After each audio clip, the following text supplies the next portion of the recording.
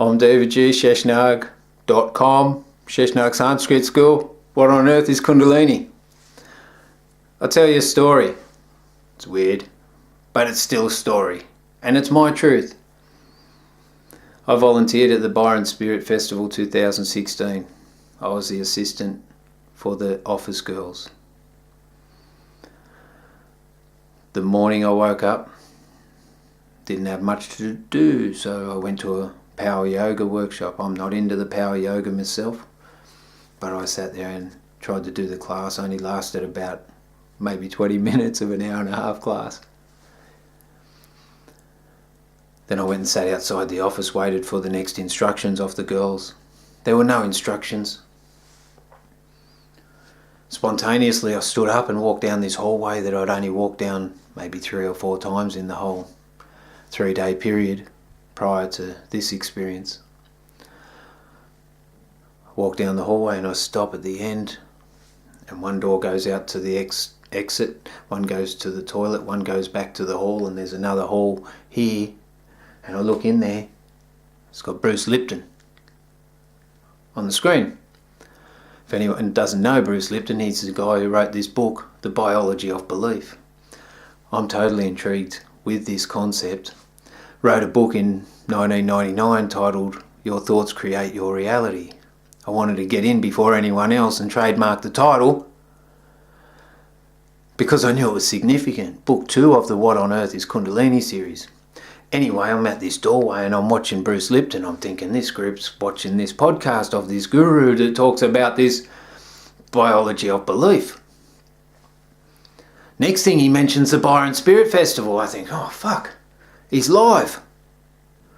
So I walk in the room and I lob myself at the back of the door against the wall.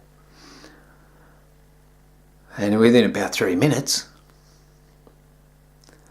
the guy on the microphone says, has anyone got any questions?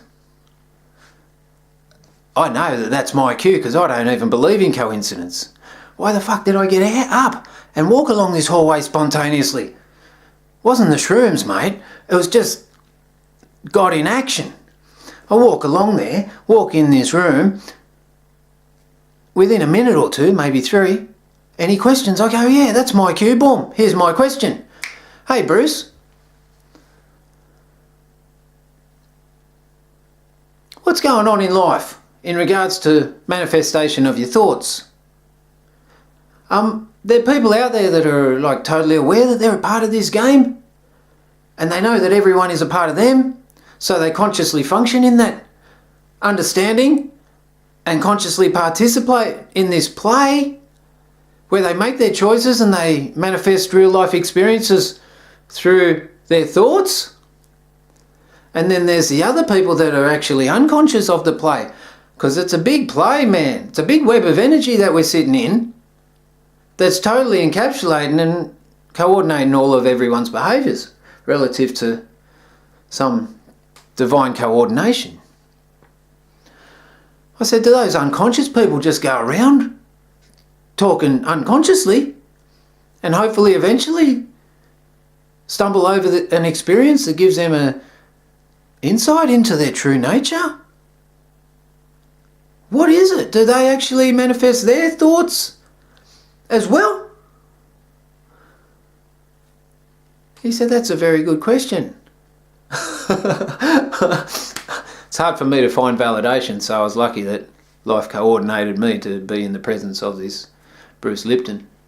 He got kicked out of 2 universities because he found the genes weren't the genetic imprint that shapes everything. He found out that the environment can actually shape the genes, and the stem cells grow relative to the environment that they've been put in. Then he went on to explain that on the microcellular level, the DNA needs a purpose, and through that purpose, if it perpetuates itself through the purpose, it will express love and keep going. If it doesn't have a purpose, then it won't perpetuate and won't be needed, and it won't keep turning over. He said that the human being, on a larger scale, doesn't know their purpose. The majority of them don't. Maybe 1 to 5% of their time they are actually conscious that they are connected to everything. The other 95 to 99% of the time, people are unconscious and go around expressing their subconscious tendencies. He said they're programmed into you before 7. I'm sitting there going, wow. How can you manifest thoughts if you're not even conscious of it? Anyway, his answer was okay. It was a bit skewed into the DNA and stuff because he didn't really answer why, as a human framework, I can actually sit there and go, to my daughter, I can go, what do you want to manifest? Pegasus. Next day, Pegasus, glass little thing, turns up. I say to my Isis, second wife, second ex-wife, what sort of house do you want to live in? I want to live in this house. 3-bedroom house is a second farmhouse. I want it about 20 minutes, half hour from town. I want it about $200 per week rent. I want the farmer on site. I don't ask for much, but when I do, I'm specific as anything.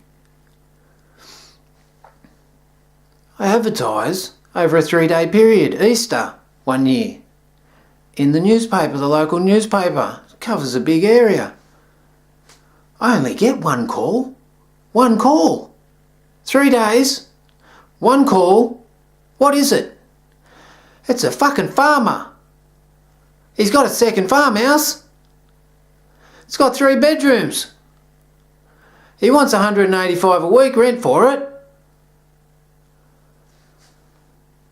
And it's 25 minutes from town. All I've got to say is,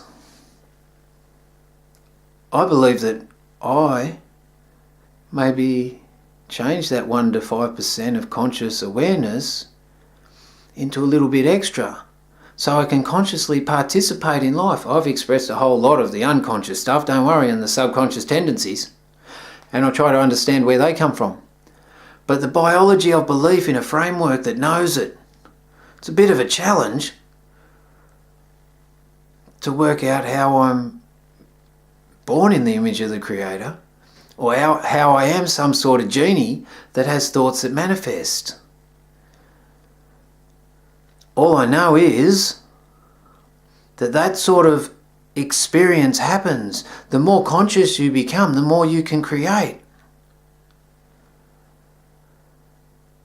The conscious mind is said to be the creative part of you by Bruce Lipton. The unconscious mind, I don't know what it does. I think people just go around expressing their unconscious programming. You look at it at the moment. What's endorsed? Bad shit, man. And it keeps going into us. Creates misinformed mind, and then subsequently unconscious behaviour is expressed. How do you become conscious? How do you become the creator? There'll be another video about Bob and letting go of yourself. This is more to do with the coincidence of me getting up spontaneously, walking down a hallway to talk to the most prevalent dude on the planet who's been studying this sucker for 50 years on a genetic level, kicked out of 2 universities. Now he's become a spiritual teacher because he knows that the spirit is expressing itself through the biomolecular framework of the human body. I can't wait till these books and what I've got to present are accepted and dispersed. I personally don't want to step up like these people. Oh, they're so busy they can't even answer an email. I don't want to be that busy, man. Just give my shit away for free, but I don't want to be on that cycle of where we endorse busyness at the expense of being peaceful and healthy. Anyway, Praise be to the great being. Om Namah Shivaya. Sheshnag.com. What on earth is Kundalini? I don't know, man, but once it happens, God help you. Om Namah Shivaya.